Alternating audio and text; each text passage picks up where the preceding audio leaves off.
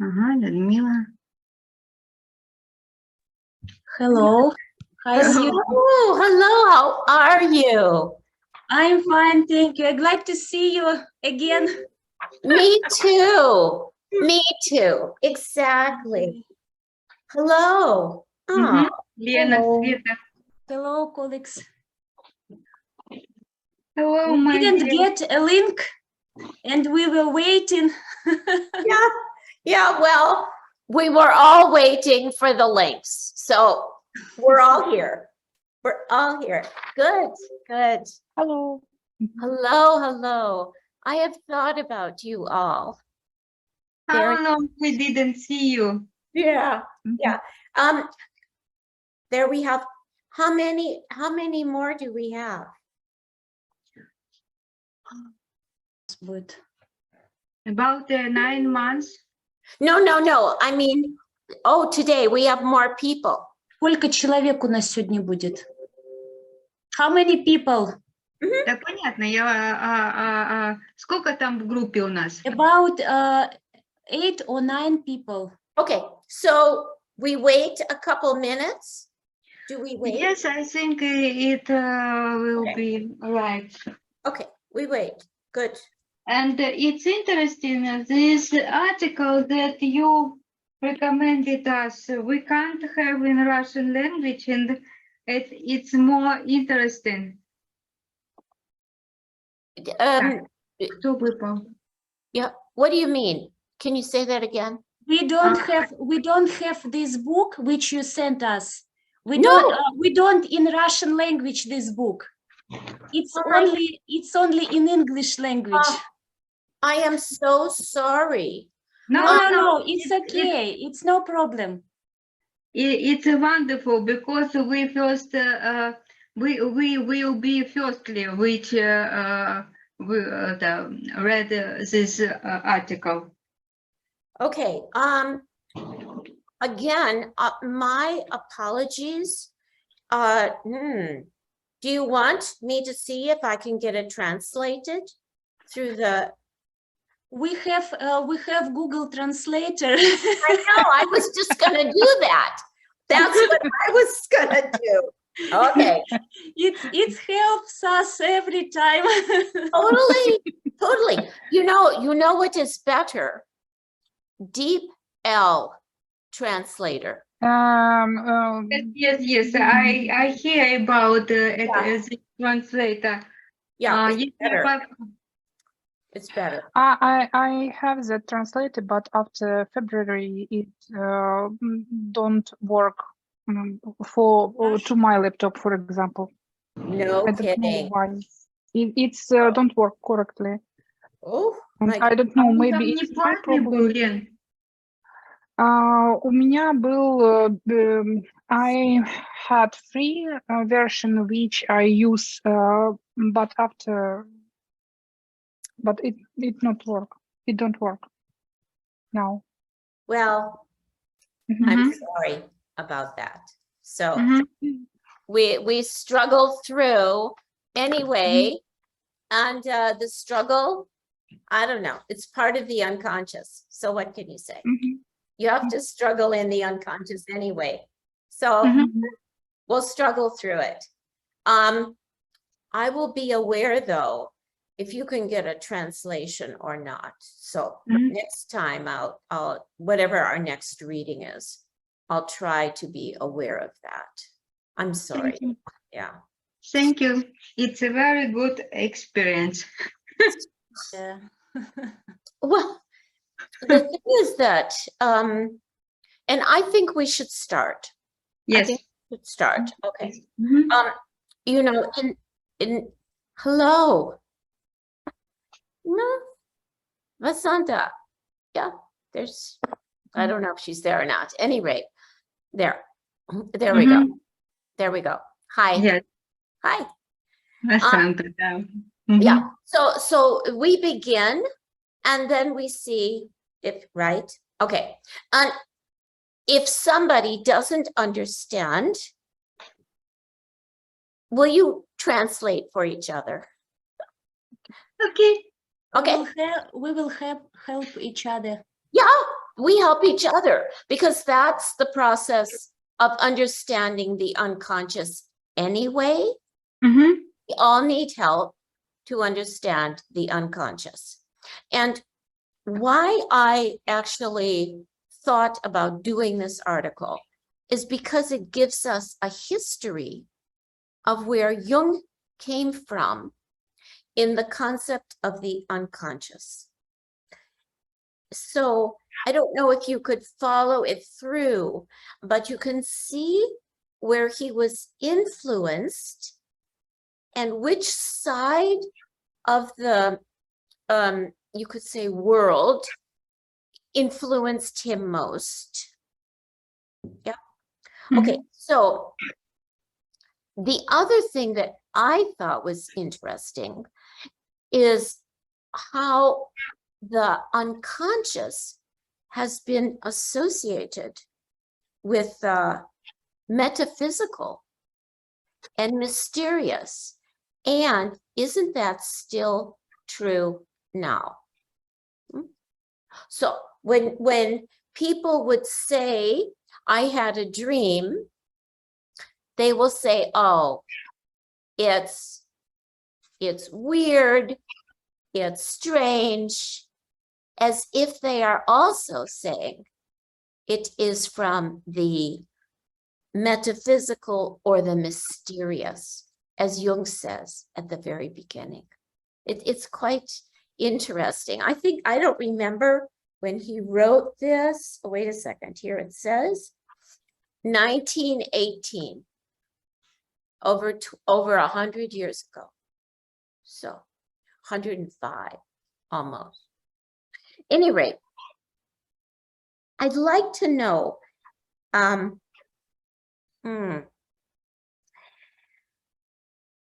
what you might say, because we're doing this slow reading, what you might say about the very first paragraph. What struck any of you in the very first paragraph?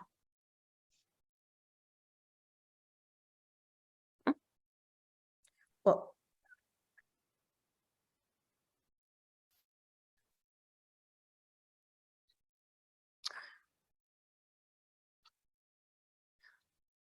anything? Well, I'm going to tell you what struck me and see how you sound. Yes. It seems pretty simple, but when you start to think about it, you can't make some words for it. Exactly. Yeah, it's really a strange process. It's a strange process. And the unconscious is always strange.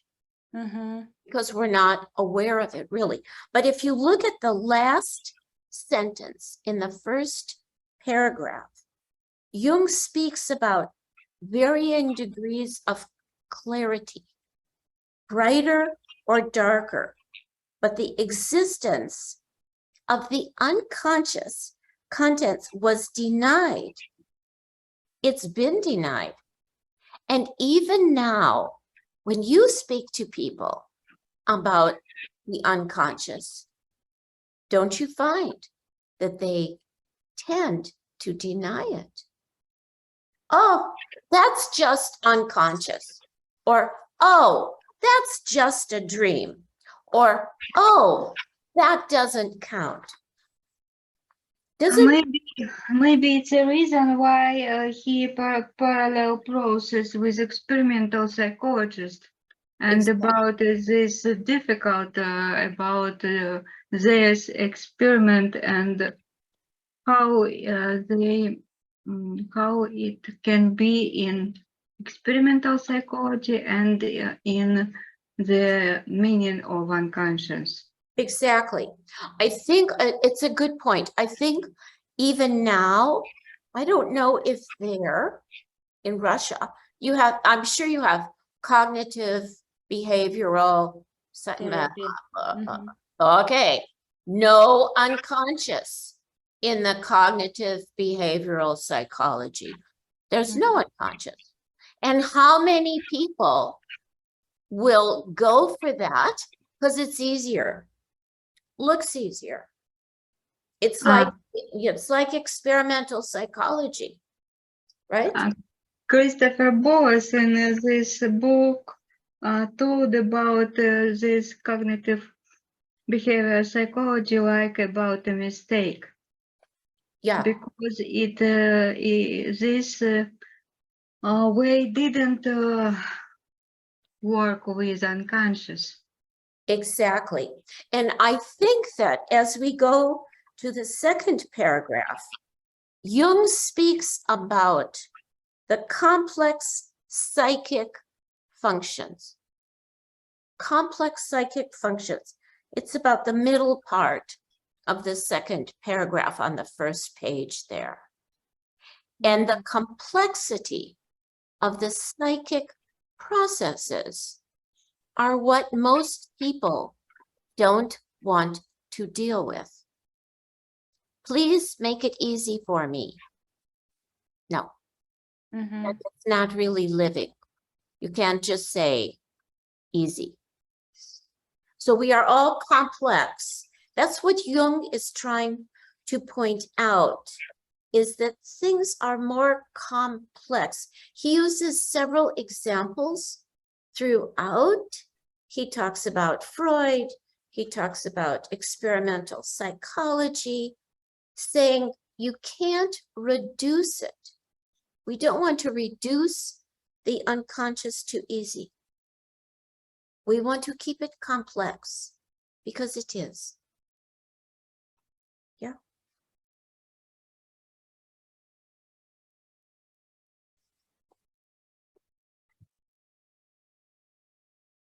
What is, okay. It's about subtitles. Somebody switch on subtitles. Oh, they did. Okay. How did they do that? That's I don't know. Maybe Evgenia. maybe that's okay. It's good. If we want everyone to I think it helps. Maybe it helps us. Exactly right. Yeah. So It isn't me. It may be something in our participant. Are you well? it's all right. I don't care. It's good. Okay. It's good. Because you know what we are talking about. We're talking about the language of the unconscious. Yeah. It's really the language.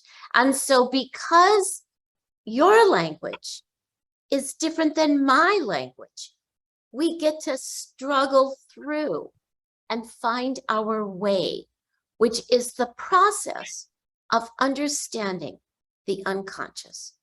So the many layers, the many languages, we are all enacting the very way it is to get into the unconscious, because we all have a different language. Yeah. I'm Yeah. sorry, but can you tell us, did Jung wrote these articles in German or in English? No, very good point.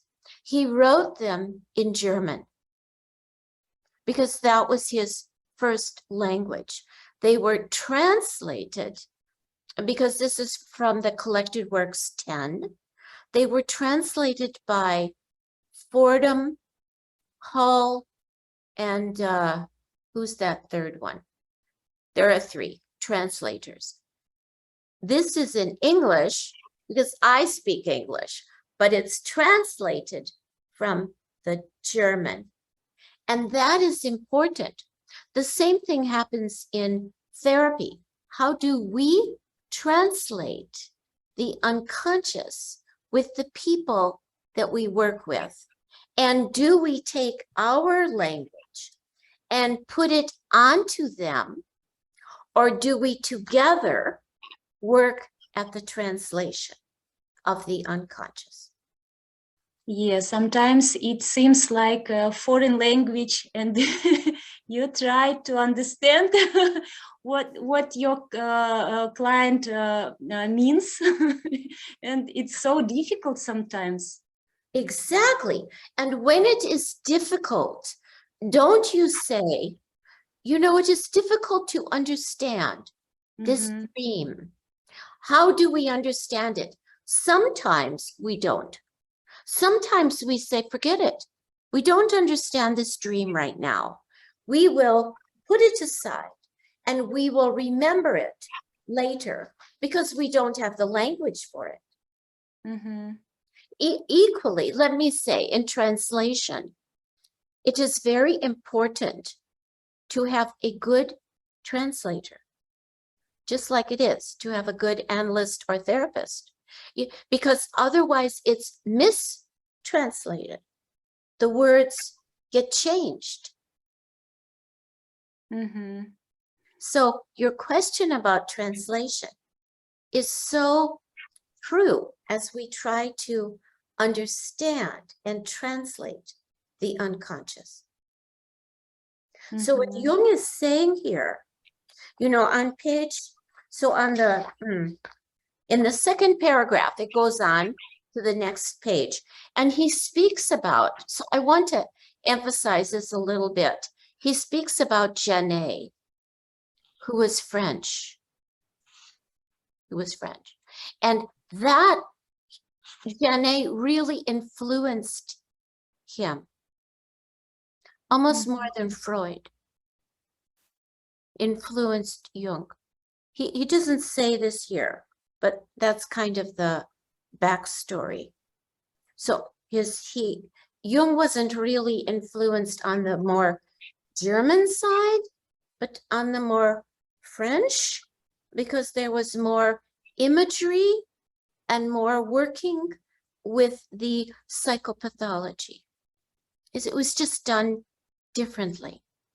And it influenced the whole world of images and how to work with images and symbols. This is also, I think, very important about the unconscious, the images and symbols, and how we translate them. Let me also say that you might think about this. When you see an image or a symbol, do you see it differently than I do?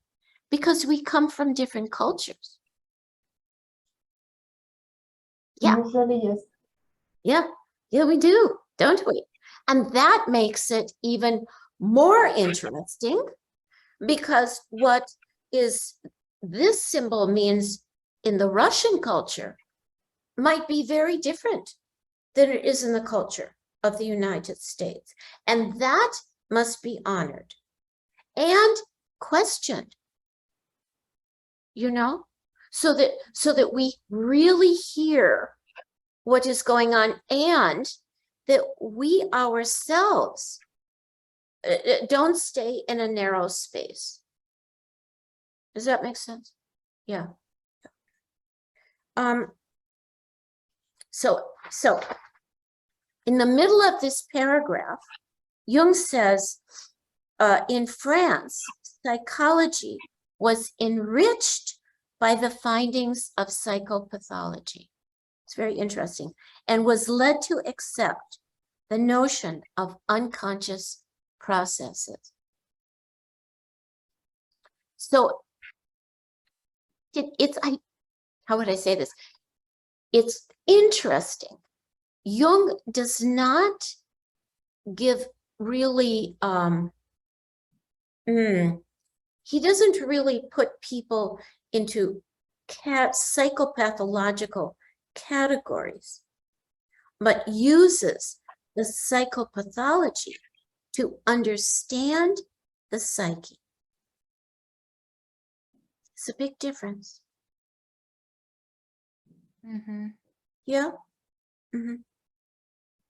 I wonder if any of you have any comments so far, or any of these sentences that you want to question, comment about on this second page. It's a very long paragraph.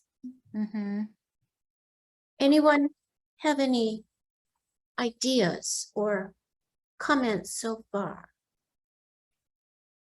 I think that Jung sum up psychopathology, experience psychology in all these discourse of analytical psychology.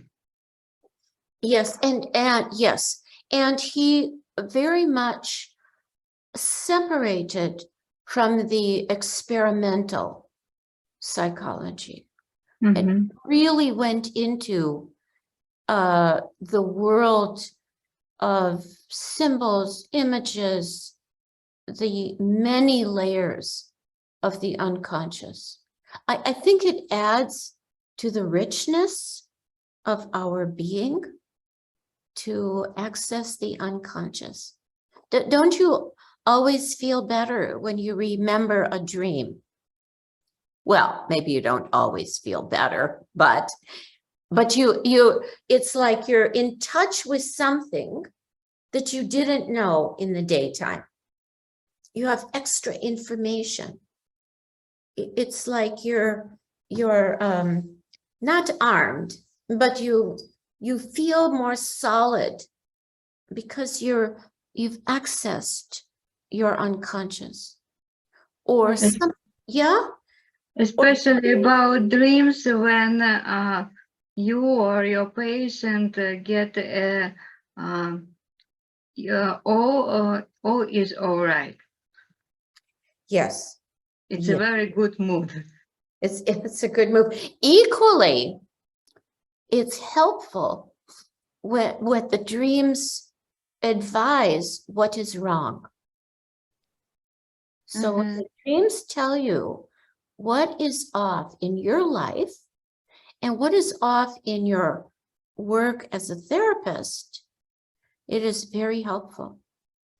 So Yeah, or sometimes something happens and you can understand because of your dreams, and it helps you to understand what happens. Sometimes it's like destroyed, it's something destroyed, for example, about destroyed world in your mind, in your dream, and you can think about it, and you can think what's happening in my life, what destroyed in.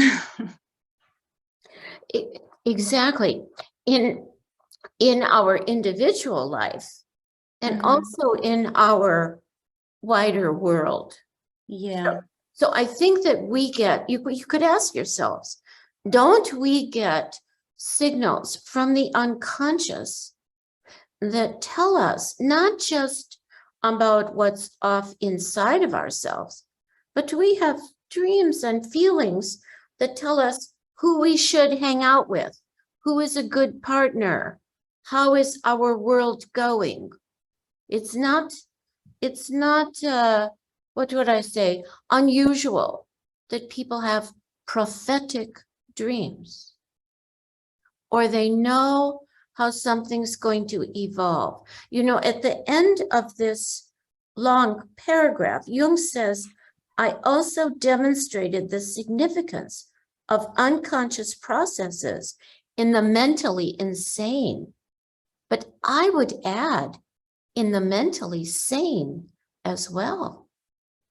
That the dreams and everything unconscious, synchronicity, whatever, really tell us what's going on unconsciously. Yeah. Yes, go ahead, please. I'm thinking also about the process when unconscious return to like normal side of our life, because for example, for people, that part of life was usual, maybe like myths, dreams. It's all it was normal, but in some part of our life, not our life, like different person, but like civilization maybe, that unconscious was lost.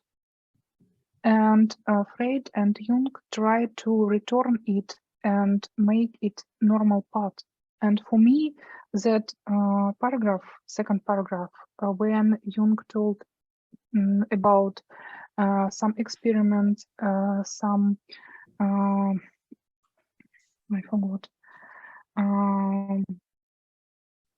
some study, like it sounds like it came back to our life, and unconscious became normal part of life. yeah. Like normalization, process of normalization. It's normal. To see unconscious, to work with unconscious, it's normal, and that is good. It is. Is it Mhm. also one of the gifts of any analytical process that it makes the unconscious a normal part of life? So if we have the kind of cognitive world that doesn't make the unconscious normal, aren't we a little lacking? And when the unconscious is made normal, isn't that part of what our position also is when we help people in therapy to make the unconscious normal? Isn't that what you're saying? Yes, I am thought about that my story can sound like my position, my trying to tell that unconscious is normal. But maybe of course maybe yes, but I see that like Jung tried to put some basis for unconscious when he told about some experiments, when he told about story, he put some basis. Yes, I think partly because, and it's still true in our worlds now, many people do not trust in the reality of the unconscious. And so Jung wanted not to be put in the category of strange or weird or occult. He said there is something solid here. We see it in the mythology. We see it in fairy tales. We see it in the world. We feel the unconscious. He wanted to make it, the unconscious is real. Lego. Yeah, okay. Lego, That's a good Lego way part. to, yeah, absolutely. And yet, many people now, everywhere, don't believe in it. How sad. At least that's how I feel. But Jung wanted to say, and I think he tried a great deal, this is a serious piece of life. Honor it. Bring it into your, bring the unconscious into consciousness. That's what he's saying. The role of the unconscious is to be brought into consciousness, and then you learn more about the unconscious because it never goes away. You can't ever get to the end of it. You don't need to. You just need to access it over and over and over. Yeah. Maybe it is about that part of our life when if we exclude Плохо unconscious. слышно, Свет, плохо слышно Плохо тебя. слышно. Ага. Thank you. Now, better? It's better, yeah. Yeah. Okay, I will try to speak. If people, like lots of us, will exclude unconscious, we will lose the connection between all our cultural life. and all our historical life. And in one way, it's easier to pretend there is nothing really matter in all these sides of our life. But we couldn't live without it, I think. And he told us about the same, that we couldn't explore everything. That actually is very true, isn't it? We really are, at least I think, we walk around not full if we are not paying attention to the unconscious. We're so benefited to access the unconscious. Haven't you ever done this? You say, I want to have a dream. It will help me know what to do next, or how will I take care of myself, or what should I do in my relationship? And you get a dream, or you get a feeling, or you remember something. So you access more than just your daily life. And yes, I totally agree with you. Absolutely. Yeah. I think there's also something else. Look at what happened. Your voice was a little blurry at first. Yeah, that's true. However, then you made it clearer. And that is exactly what happens. Now you went away. But that's exactly what happens with the unconscious. It might be blurry at first, and then it gets clearer and clearer and clearer. That's kind of what Jung is saying also. He's saying, you know, it gets clearer, and just hang out with it. Like It's a mirroring process. That's exactly right. Exactly. Yeah. So then he goes on in paragraph 3, and you will see this so often in Jung's collected works. He's a little, how would I say, kind of angry or kind of fighting with Freud. Kind of not. So he says, oh, purely medical is Freud. Pure, off base here. And what does he say? He says, the instinctive impulses and wishes, let me see. And he says, are incompatible with law and morality. He wants to adapt himself to society. He is obliged to suppress the wishes and impulses. And then Jung goes on to say, and this is, I think, important, the inadmissible wish becomes unconscious, and it's called repression, as distinct from suppression, which presupposes the wish remained conscious. Although repressed and forgotten, the incompatible content nevertheless exists, and its unperceived presence influences the conscious process. So if you wonder why you did something and you don't know why, that is the unconscious that is pushing you to do it, and you don't realize, and you say, oh, well, I repressed that, but you really didn't, because it always hangs out. And you can't really repress or deny what you're supposed to have, what your wishes are, what your impulses are. They're supposed to be listened to, paid attention to, and not repressed, because you can't really do it. You try to repress it, comes out in another way. Does that make sense? And sometimes it seems that you know what do you want and you do it, but maybe it's not true. That is exactly right. That is right. So, Something, yeah, go ahead. something from unconscious says you must do it, but you don't realized.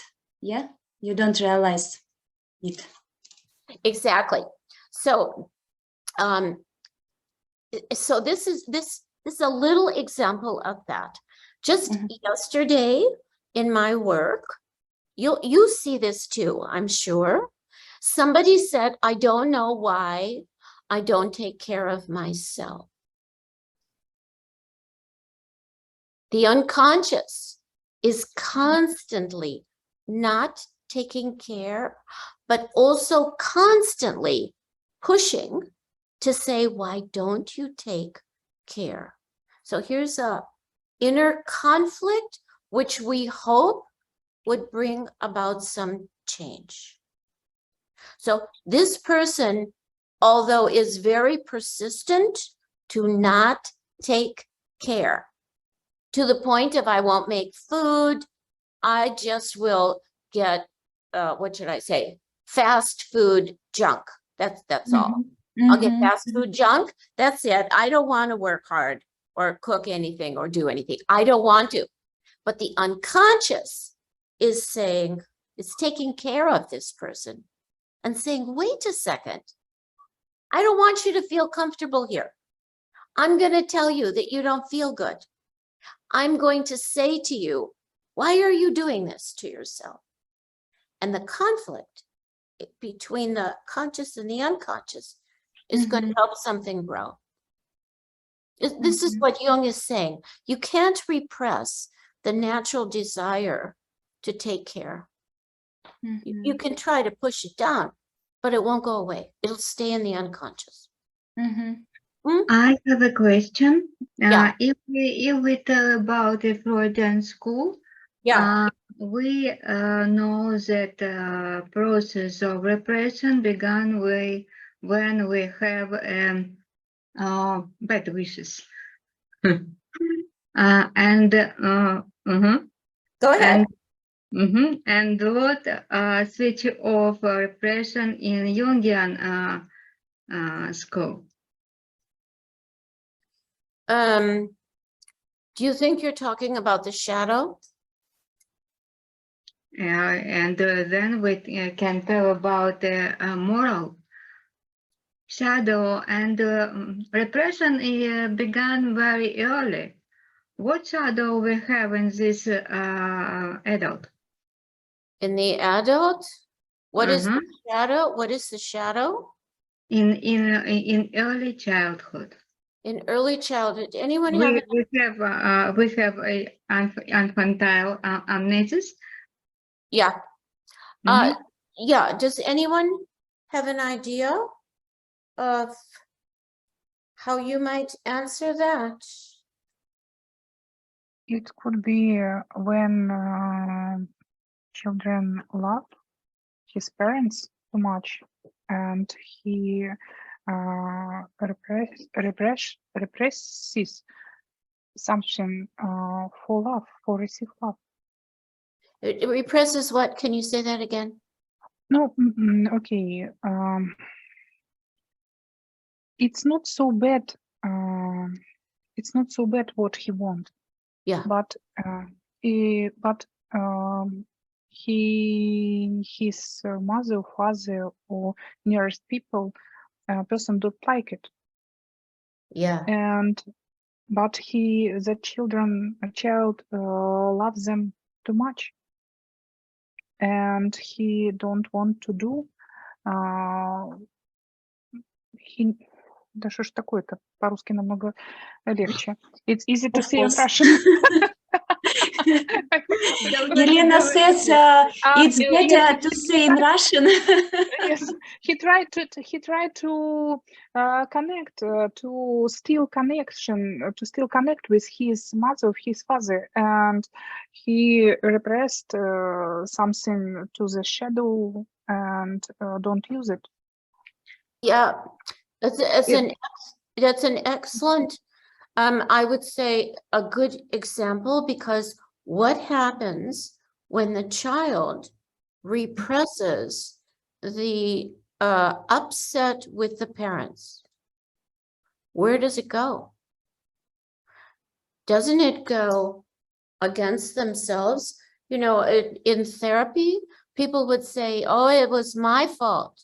No, your parents were the ones who were not taking care of you correctly. Maybe they were doing what they could, but they didn't do it right for this child. And the child will take on, I'm wrong, and repress the upset with the parents. And what will that cause? Perhaps the child will grow up and be authoritarian or against authority or fighting or angry at themselves. And the whole thing swirls around like this. And there's the unconscious, all swirled around. And in therapy, hopefully we help separate out all these elements that have gotten repressed. Don't you find it? Sometimes people will say, oh, now I remember when we went on a trip or we did this and I was upset and nobody listened to me. Or I was upset and they told me to be quiet, or they hit me, or they said, go to your room, or they said, you're bad. And the person carries that underneath and believes it. Not just because of one event. It builds. So the unconscious will collect the information to help the person eventually become aware of themselves. You become aware of yourself through the hurt and the pleasure, both. Both. Yeah. I don't want to just say that our self-awareness is through pathology. It really is through accessing all parts of our personality. And the unconscious is not just going to reveal bad things. It really reveals the need for joy, care, love, consideration.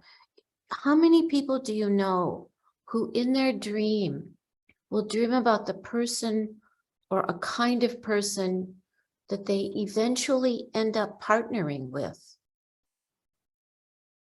Certain qualities, certain aspects that they need will come in a dream. So the unconscious will say, you need this. I've kept this for you in this unconscious place. And I'm telling you now, this is what you need for your personality. Go for it. So the unconscious can also be very encouraging. It's not just pathology at all. Unfortunately, some people learn to repress joy. And that is very sad. And we want to help the joy to be able to come out. I think especially, not especially, but always, because there always are times that are up and down, in and out. And we want to be able to ride them with flexibility. And you can do that when you access the unconscious. Yeah. Mm-hmm. Yeah. Anyone have another comment? I want to go on and make sure that we get to this place. Just a couple of lines down, again on paragraph 3, we have this. So here's Jung, who says,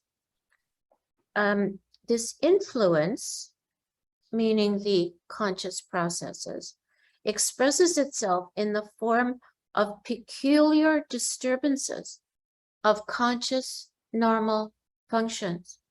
We call these disturbances nervous or psychogenic. So he's saying they do not confine themselves to purely psychological processes, but extend also to physiological ones. So you can't get away with self-development if you're going to forget your body. This is not a head trip. This is a whole body, mind, and soul trip. Everything. So if you're going to forget about yourself, it's going to come out in your body. You forget about your body, it's going to come out in your psyche. So they work together to really help. But I think that we can forget too much or not remember that the body is a part of our growth and development. We don't pay attention, it'll come around and bite you in a bad way. So I always ask people how they take care of their bodies. Do you exercise? Do you sleep? Do you eat? Do you eat okay? Do you drink? You smoke dope too much? I mean, all kinds of questions that relate to the connection between body and soul. Yeah. But there's a tricky part in this too. What if we are working with someone who gets ill? Does that mean that psychologically they're off? Does it mean that they haven't paid attention to the unconscious?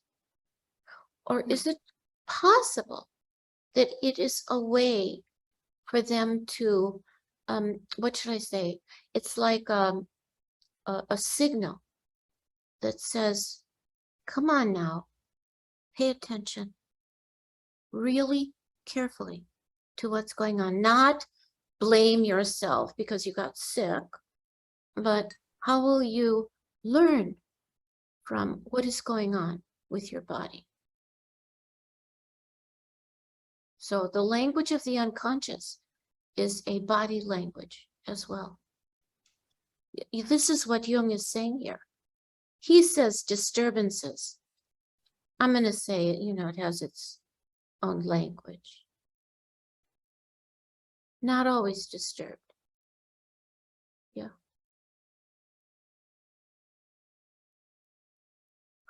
Anyone have a comment about that? Yeah. The reason I say this is that too often anything analytical is viewed as only up here. And it is not considered that our bodies are a part of our being and that need to be paid attention to, because they give us signals and they tell us certain things. So when we are working with people in therapy, how we feel might also be how that person feels.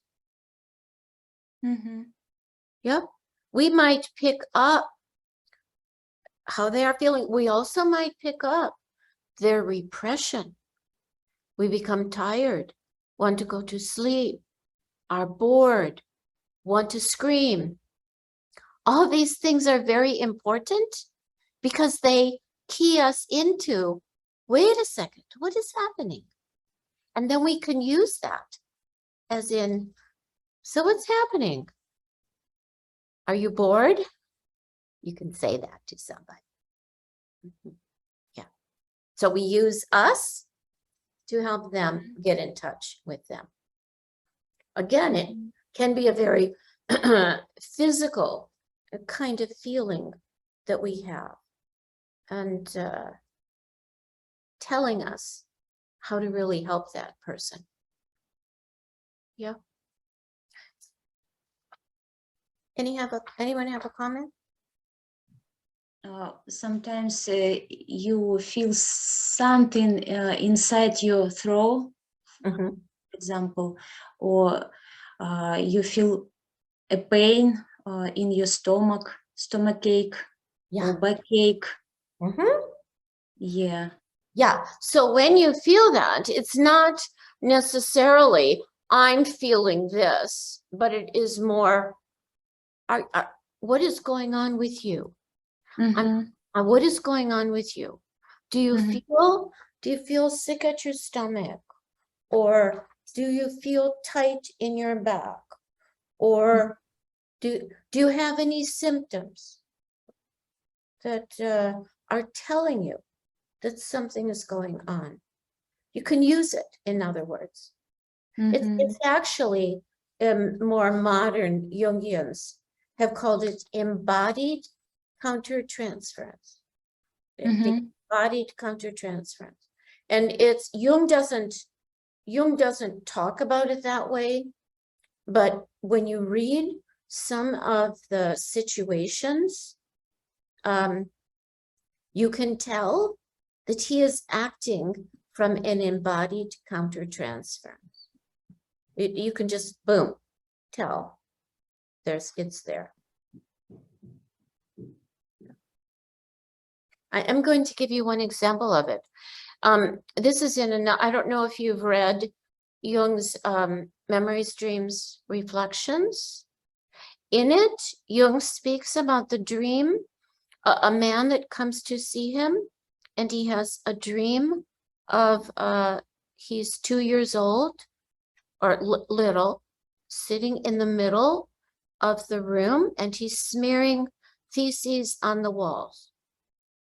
And this is a man who wanted to be an analyst, and Jung comments. So where did he pick this up? He said, yeah, right. He says, no way. No. He doesn't say this to the man, but he does dissuade him from continuing the treatment. And when you read it, you kind of wonder, how did he figure that out? Why didn't he work with it? But you see, Jung was picking something up that was beyond the words that we are reading 100 years later. Somehow in his body, he must have known this person will not be able to manage the psyche. It is true with some people, they can't. So the man actually, over a couple of sessions, left. You know, it's not that you say go, but it's that don't proceed into the psyche because you can't handle it. And that is true. Some people cannot. It's like playing with fire. Some people can do it. Yeah. So it's to know that, you know, depth inner work is not for everybody, but if it's for you, you have to do it because your unconscious will push you there. It'll just keep giving you signals. Yeah. Anyone else have a comment? Okay. Okay. Let's go on to okay. Jung gives an example at the bottom of that page, and it goes to the next page where he talks about eating as a nutritive function. So I'm going to mention this as well because I think the nutritive function oftentimes gets jumped over. We want to pay attention to that, not have it unconscious. So the sentence says, the psychogenic disturbance, that means he's talking about swallowing, eating, if there's a disturbance there, affects the act of eating only under certain psychological, not physical conditions. So when someone says, I can only eat this, I get sick at that. What does that say about the psyche that is calling for care? That's what it's doing. It's calling for care and attention. Don't pretend that you can just get away with eating McDonald's. You'll get sick. You will. But psychologically, what it is really saying is you can't be an average whatever. You're special. You can't. You deserve the best. You don't deserve some average stuff. You deserve good. So for some people, they won't pay attention to that until they get kind of sick. And then they begin to pay attention. Yeah. So in the example, and what Jung is saying, is that it's a psychological story that is going on.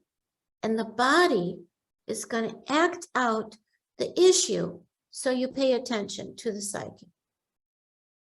It's very, if you think about it, it's a very good system. So if you forget one part, the other part's going to remind you, and vice versa. Yes, it's a good example, but very often when people have problem with body, they don't think about psyche. They don't think about what? Psyche. No, they don't, but They that's what, go ahead. Yes, they try put their attention only on the body. Right, but you see, maybe that's why they come to see us, to be able to hook together the psyche and the body. And I'm not saying that, you know, I'm not saying that the body is caused by, they're connected. That's what we want people to do, is to connect them up and listen to the signals. Because you're right. Most people say, oh, well, you know, I just can't eat gluten. Okay, why? Why can you not eat gluten? You know, I mean, there's a whole history to why you can't have gluten, right? And what is that history? And that's interesting. And that's interesting to bring forward as well. And maybe it will open the psyche by just exploring that. Yeah, yeah. Anyone else have a comment? So let me ask you, is this making sense? Is this how you feel okay about exploring the material? Is it? Because I want, go ahead. Yes, it's clear, but you know, there's lots of thoughts just appeared in the mind. I have to write down it maybe sometimes, because sometimes people come just to, how to say, legalize that part of their life that they didn't pay attention for a long time in the same way, because sometimes we think that the pain in our back is just pain in our back, and there is no, how to say, no connection with our life.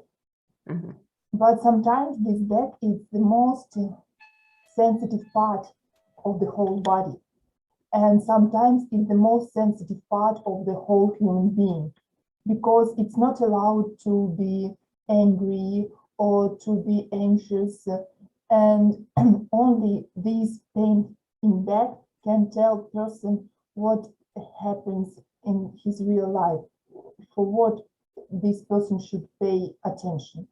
Yeah, and if we think, you're right, if we think symbolically and in images, and we use the signals, we could say, what is the back?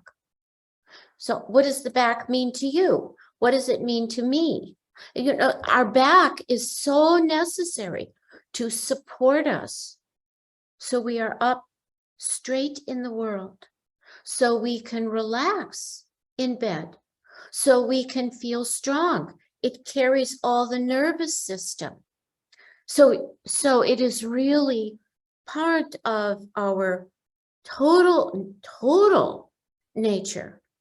And again, what does that mean to someone? You know, if someone has back problems, sometimes it comes from not that they had an accident, but they were hit as a child in the back. They were like that.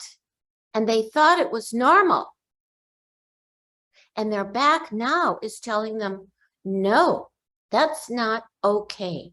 You have a pain that you need to explore here. And the pain was not just the physical pain, but the pain psychologically of what it felt to be hit as a kid. It's just one example.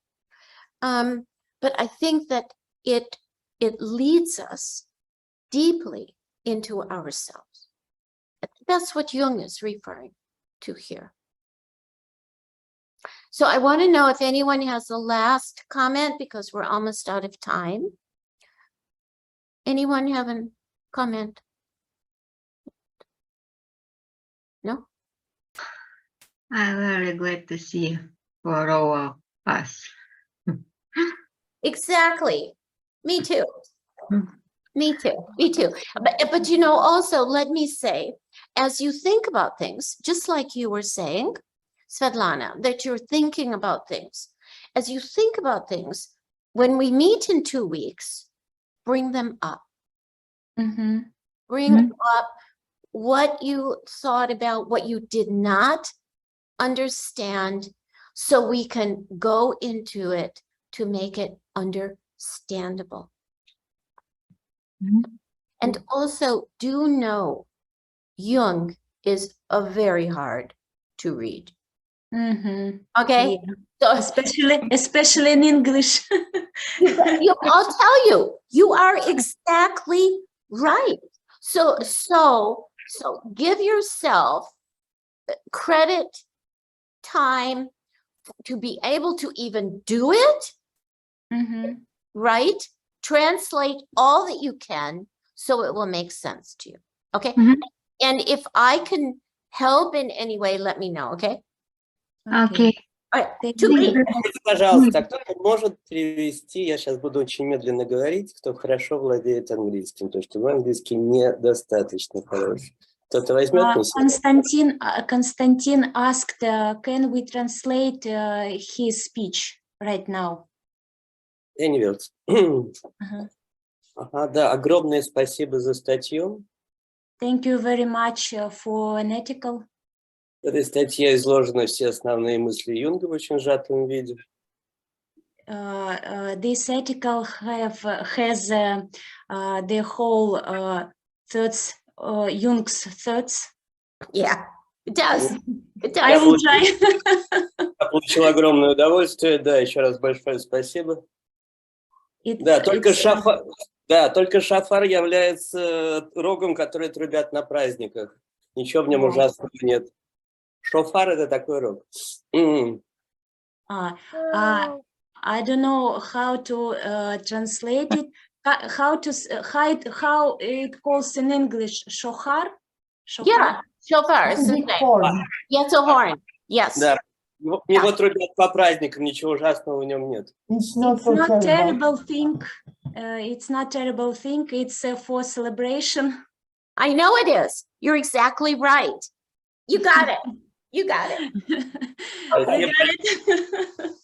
Okay. Yeah. So 2 Thank weeks. you very much. 2 weeks.